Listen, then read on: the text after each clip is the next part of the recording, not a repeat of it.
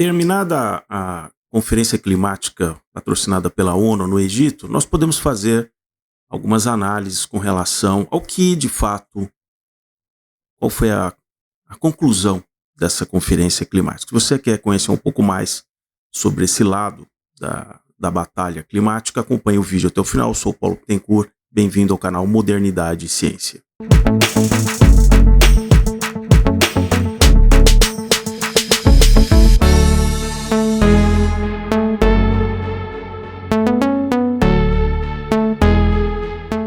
Entre 6 e 18 de novembro passado, ocorreu no Egito, como muitos de vocês devem ter acompanhado, a chamada COP27, que é a Conferência dos Participantes, né? Que é uma conferência climática totalmente geopolítica, sem um tratamento evidentemente científico. Não é um local simplesmente para atrair ali cientistas, mesmo porque alguns milhares de cientistas já abandonaram o painel, que é um painel mais científico, que é o IPCC, exatamente por falta de consistência de modelos matemáticos, como eu já tratei em outros vídeos aqui no canal.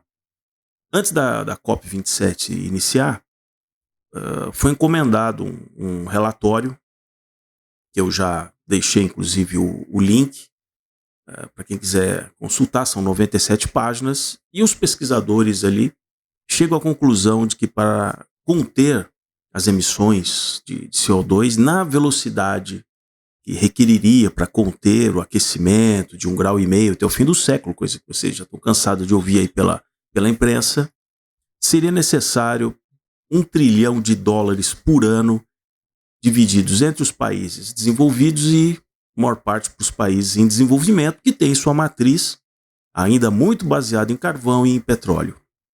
E vão continuar usando isso, porque seria muito penoso para esses países simplesmente abandonar o uso desses combustíveis, tornando seus produtos menos competitivos no mercado internacional.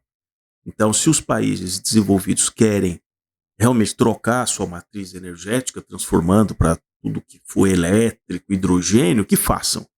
Mas a grande maioria dos outros países não vai conseguir acompanhar isso. E é interessante que nesse estudo, que foi apresentado aos organizadores da ONU quando a COP começou, eles fizeram questão de deixar de lado a China. Então, bastante interessante, quer dizer, um dos países que sabidamente usa a maior parcela para a geração de sua energia, exatamente combustíveis fósseis, foi deixado de lado desse relatório. E aí, ao longo da COP, nós temos alguns aspectos que são aquilo que a imprensa ela foca, que são ativistas, políticos, que vão lá simplesmente para criar aquela ilusão, criar aquelas coisas sem uma fala de consistência. São ideias sempre vagas, ideias que as pessoas em geral gostam ali de ouvir, de aplaudir, mas não tem nem o quanto custa, nem o quem paga. Então são painéis que ficam ali em setores que não são os setores governamentais. Nos setores governamentais, representantes de países aí sim vão discutir, tá bom, mas isso dá para fazer com quanto dinheiro? E aí é que ao chegar no dia 18, a data oficial do encerramento, não se chegou simplesmente a um consenso de como que isso pode ser resolvido, porque isso depende de muito dinheiro. E as referências de modelos matemáticos não têm batido. Ora, porque em alguns locais há um aquecimento que o modelo, de repente, não previu naquela velocidade, ou porque, como depois eu vou apresentar para vocês, casos de locais que têm uma longa histórico de medição de temperatura, onde a temperatura continua muito baixa, nos ciclos, por exemplo, de inverno, de verão, né? Então, a conferência teve que ser prorrogada por mais 2 dias para finalmente chegarem a um consenso, porque o que é combinado é que esse documento tem que ser aceito por todos os participantes. A União Europeia, de uma maneira bastante ardilosa dentro aí da geoestratégia, ela submeteu uma minuta de um texto onde ela propõe a criação de um fundo que é considerado aí de perdas, né, e danos, e é um fundo para ajudar aqueles países que se encontram em maiores dificuldades e que não poderiam simplesmente aderir a essa transformação energética, né? E onde que foi a sutileza? Desde o Acordo de Paris já se sabia que ia precisar de muito dinheiro. E nas COPs sucessivas, a partir de 2015, foi prometido, no começo ali, 100 bilhões de dólares por ano. Nunca $1 sequer fluiu para os países em desenvolvimento para fazer essa mudança energética. E agora, os países desenvolvidos, encabeçados pela União Europeia, dizem o seguinte: olha, mas vocês também têm que colaborar. Não adianta só receber o dinheiro, vocês também têm que ser responsáveis. E aí os outros países disseram: não, mas como assim? Mas espera aí, vocês, por 200 anos, usaram toda essa matriz de carvão e de petróleo.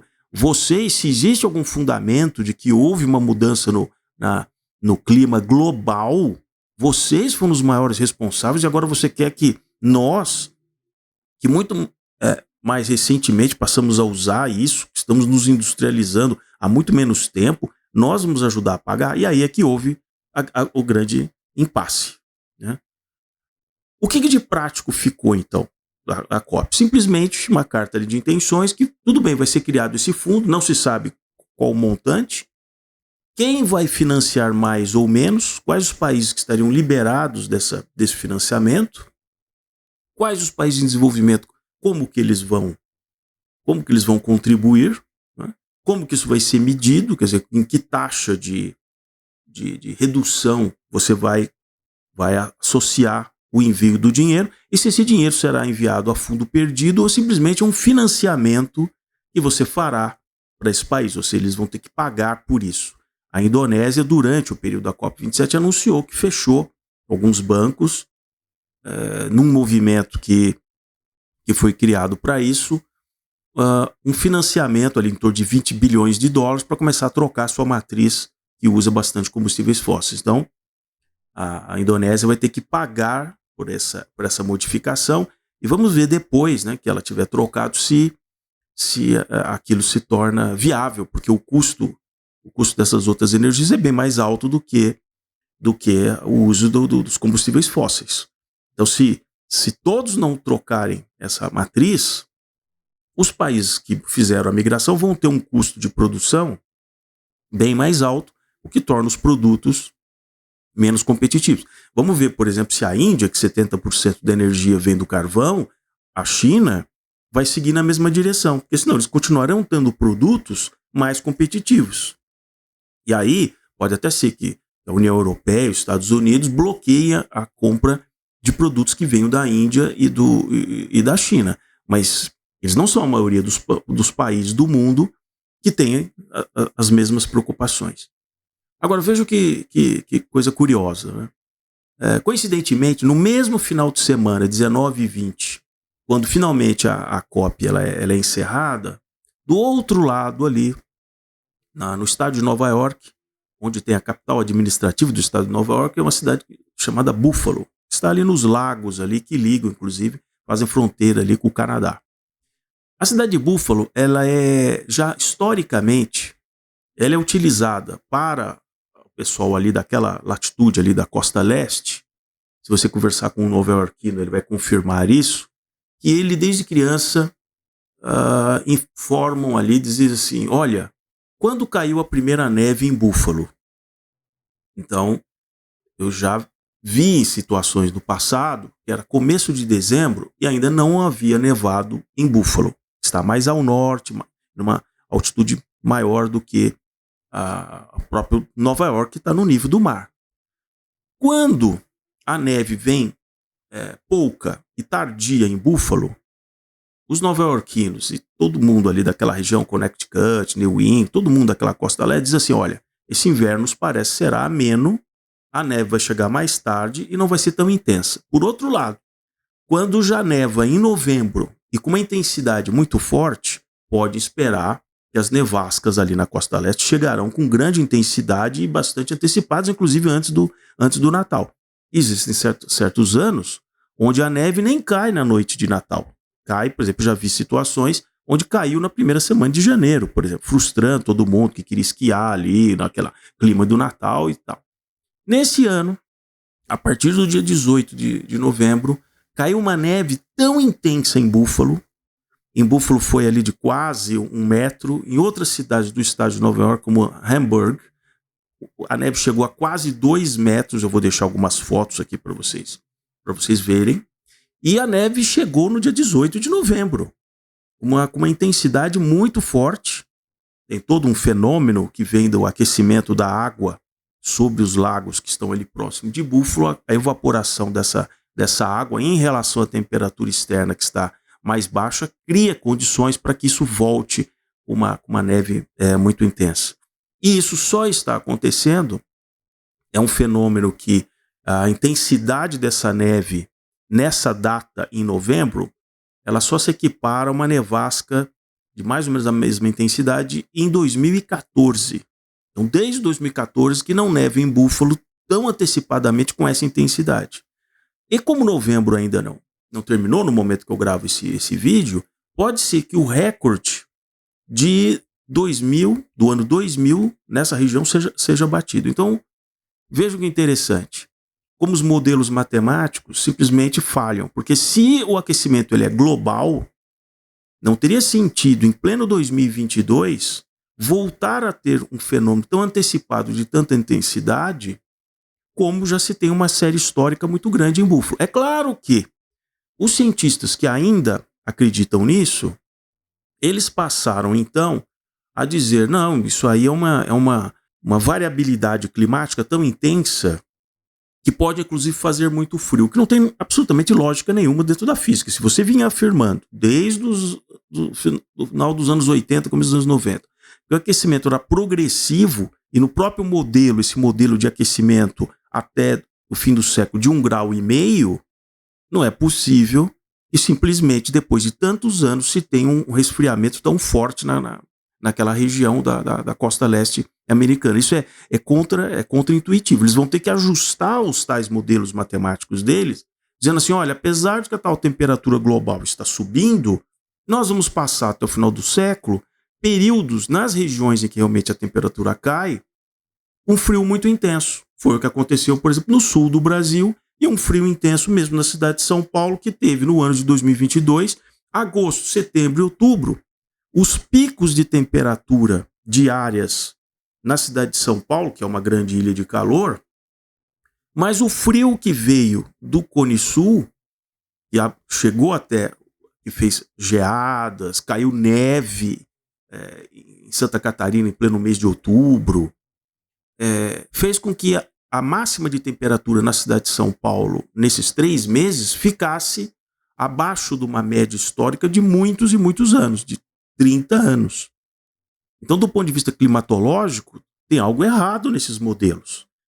E o que, como nos Estados Unidos eles verificam isso, tem várias unidades ali por estados que monitoram isso, eles sabem que o que está influenciando isso hoje nos Estados Unidos é o Laninha. Do mesmo jeito que está influenciando aqui no sul, o Laninha também está influenciando uma água menos aquecida ali na região do Equador, na costa ali do Peru, no Oceano Pacífico, está influenciando, porque por ser uma massa menos intensa, está vindo mais ar gelado do Ártico e está causando esse fenômeno das nevascas num período mais cedo, ou seja, está nevando mais cedo nessas regiões, como por exemplo o Buffalo, exatamente porque não tem uma força de ar que contenha o ar gelado, e aí ele encontra uma grande superfície de água ali no lago que faz esse fenômeno do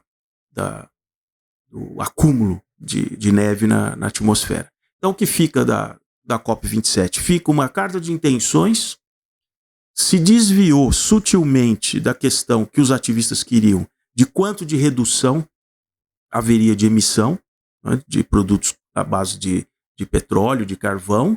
Os ativistas e os cientistas queriam até 2030 que se reduzisse metade, o que já se viu que é inviável. Você não consegue reduzir a dependência. Só os combustíveis de navios, por exemplo, aviões, toda a geração de energia elétrica é impossível para um país, não para o Brasil, que tem a capacidade eólica, fotovoltaica. Então, a expansão elétrica brasileira nas próximas décadas se fará realmente por energia elétrica vinda de placas fotovoltaicas e eólicas. Mas isso, o Brasil é uma situação muito sui generis. Mesmo nos Estados Unidos, não é possível, pela latitude onde está, e quando cai a temperatura, cai muito, muito drasticamente. Eles vão passar períodos longos com temperaturas médias diárias abaixo de 0 grau. Você precisa de muita energia para o aquecimento das residências, para manter as fábricas operando. Tudo isso requer muita energia. Não é simplesmente com placas fotovoltaicas instaladas. Imagina se em Buffalo tenham placas fotovoltaicas instaladas no telhado das casas. Chega numa época como essa, elas serão cobertas por uma extensa camada de neve. Vejam o tamanho das montanhas de neve tiradas ao longo das estradas. Então, para a COP27, eles se distanciaram desse assunto, porque eles não iam encontrar solução, e criaram a questão de um fundo. Poxa, vamos fazer o fundo, só que vamos discutir essas questões de quantidade e tal no ano que vem, lá nos Emirados Árabes, lá na COP28. É uma maneira de ir empurrando isso para frente, vão ganhando tempo. À medida que o tempo passa, os modelos matemáticos vão ser mais questionados, porque nós vamos ter mais eventos que questionam aquilo que o modelo desses cientistas catastrofistas estão prevendo, e aí essa questão, finalmente, a matemática da economia vai prevalecer. Vai dizer, olha, que é desejável fazer uma mudança para fontes mais limpas, que degradem menos a natureza, isso é desejável, mas não na velocidade que os ativistas querem. Por isso que em algumas matérias que eu li após a conclusão da COP, cientistas, estudiosos já dizem, olha, essa questão de limitar o aquecimento aí de 1,5 grau já está enterrado. Então a gente vai ter que pensar em outras métricas, em outras formas aí de mitigação dos efeitos e tal, porque isso aqui não dá para chegar, simplesmente porque eles vão cair numa contradição. Se o modelo diz que para conseguir que a temperatura não suba mais do que 1,5 grau, como eles dizem que a temperatura já subiu em torno de 1,2 graus, então que a redução dos combustíveis seria de metade, como eles estão percebendo que isso não será possível, logo o modelo deles vai ter que indicar que, olha, então a temperatura vai se aquecer mais do que esse 1,5 grau, talvez chegando a 2 graus, 3 graus até o final do século. Senão eles vão entrar numa enorme contradição. Então, vou deixar aqui mais alguns links interessantes na descrição e vamos acompanhar qual que será o desdobramento, porque os ativistas estão partindo principalmente para a judicialização e a justiça climática e usando jovens, como eu tenho mostrado, simplesmente como massa de manobra para fazer manifestações contra eventos artísticos, obras de arte. Então isso a gente vai continuar vendo, especialmente na COP27. Isso não ocorreu como aconteceu em Glasgow, na COP26, como aconteceu antes. A própria Greta Thunberg relativamente sumida, porque primeiro que no Egito, pela legislação, pela forma do governo, eles não deixariam fazer essas manifestações.